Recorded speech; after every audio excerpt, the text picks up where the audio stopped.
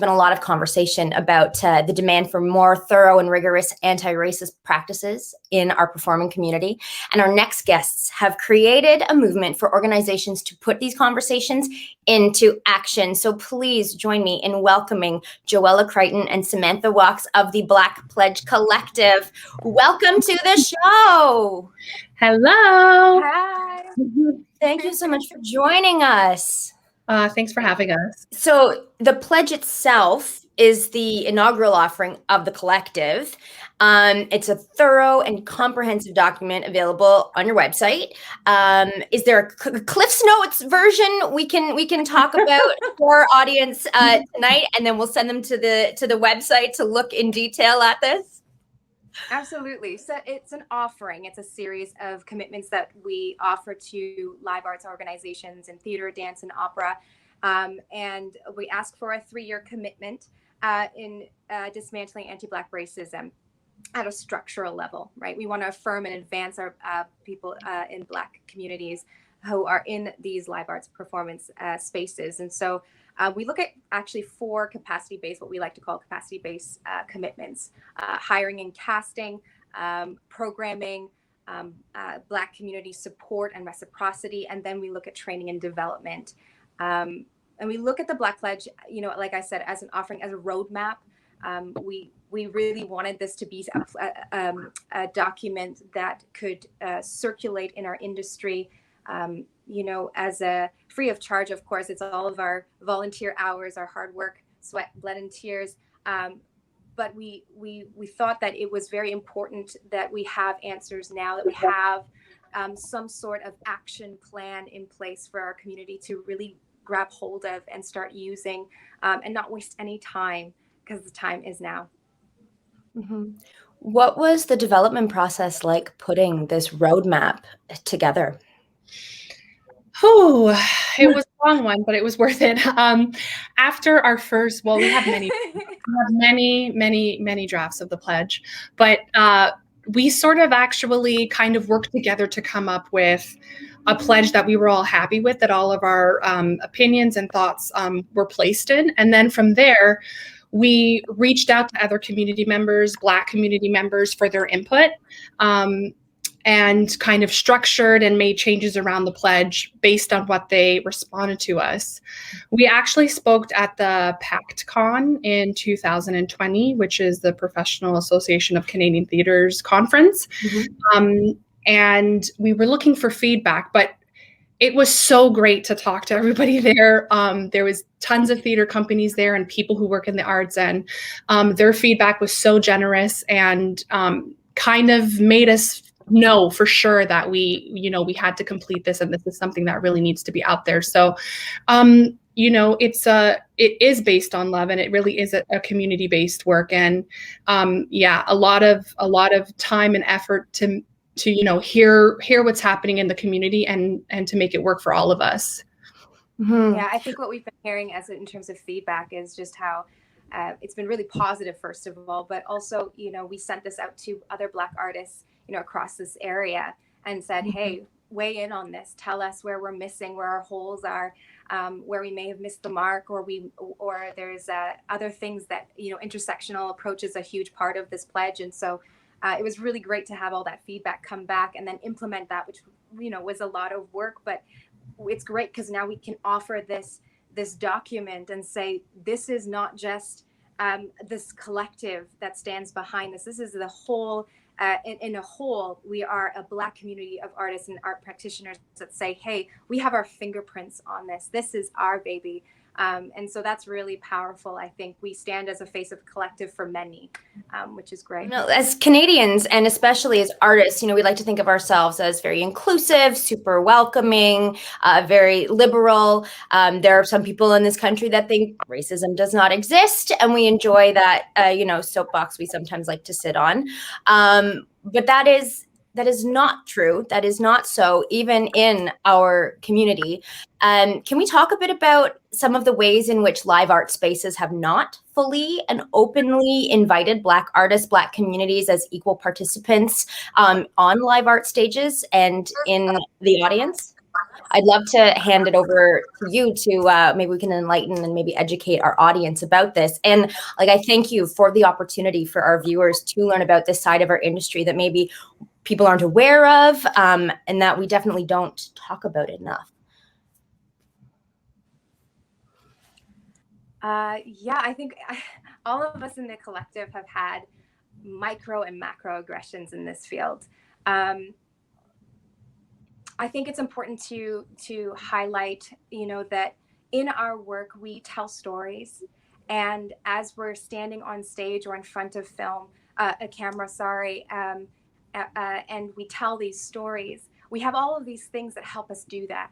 Costumes, lighting, sound, and as rich melanin artists, we need certain things that are different, like different lighting. We need tights that have our skin tone, and these things help paint the picture. And they might seem small, they might seem insignificant in telling the story, but aren't all of those aspects how we start to create the world that we bring our audience in to live in with us? And so if we don't have access to those things that make us feel like that character, or feel like we're part of that story and that community on stage, we enter at a disadvantage already. And I will say this, and I know, Joelle, I'm going to throw it to you because we have had many talks about, just our different experiences. But I think one that really has been something that I've had to really heal from in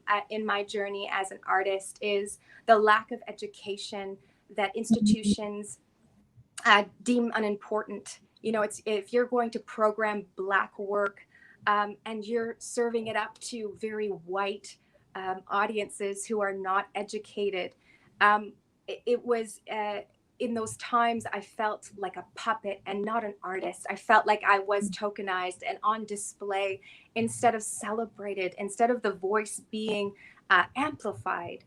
It was snuffed out because we didn't have our institution standing behind us and doing their part in saying, okay, we know what type of audience we have. Let's invite them and build bridges of education so that when we do put this story on stage, they get the message, they get it, and then it's a partnership, and then it's a community building exercise even, and it can be celebrated in the way it was meant to. Yeah, I think too, just to add to that, Sam, what you said was great. And I do feel like it's really important for stages to reflect the mosaic that actually exists in Canada. It's quite alienating to go to a show and not see anybody that looks like you or looks like your neighbor, or to not have stories told that include people like you. And the reason why that's important is because when you're doing storytelling and you're only telling one part of a community's existence, you sort of you push those people away, and you make that one community feel like they matter more than the other community. And that's not true.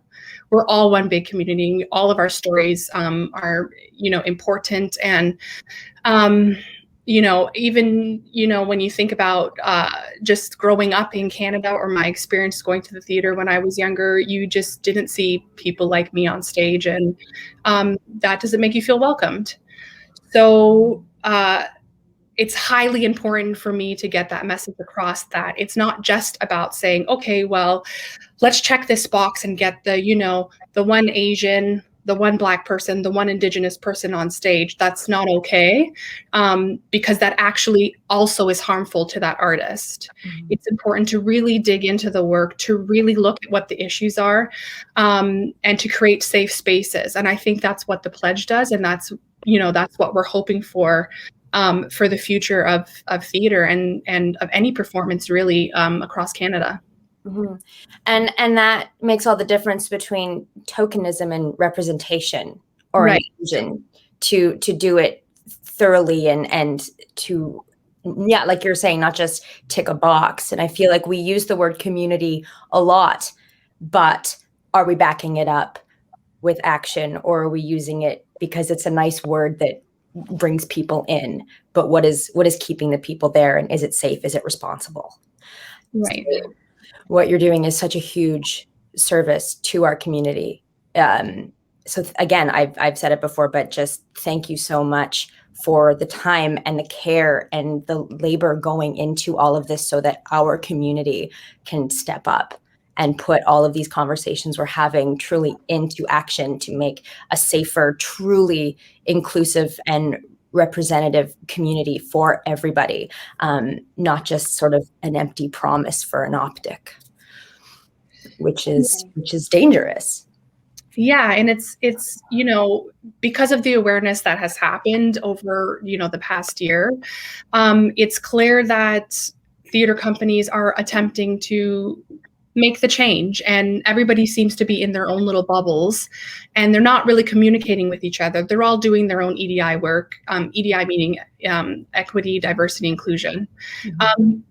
But there's something more, there's something bigger than that, in my opinion. There's, it has to be about the community. It has to be bringing the people in and making the stories that, represent the community, and not just saying, oh no, this is a scary time and I better do what's right. The work can be really transformative for, on a structural level, but it could also be transformative for the individual. And that's the kind of world that we want to live in. We want people to make the deeper changes personally, so that when they leave the theater, it continues into their lives. So we've been having a lot of conversation with different organizations recently, and since the launch. And I think there's two things that keep coming up across the board. And one is the idea of accountability. And I think one thing that I would just love to leave here on this table is just remembering that in this time of pandemic, we've been segregated in ways that we could never have imagined. We've been removed from community. And it's actually something that we need to grow. We can't be achieve our excellence, our individual and collective excellence on our own. I really believe that we can do it best in community together.